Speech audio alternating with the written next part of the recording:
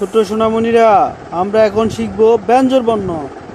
ক, খ, গ, ঘ, ঙ, ছ, ছ, বর্গের জ, ঝ, ইয়, ট, ঠ, ড, ঢ, মূর্ধন্য ত, থ, ধ, ধ, দন্তান্ন।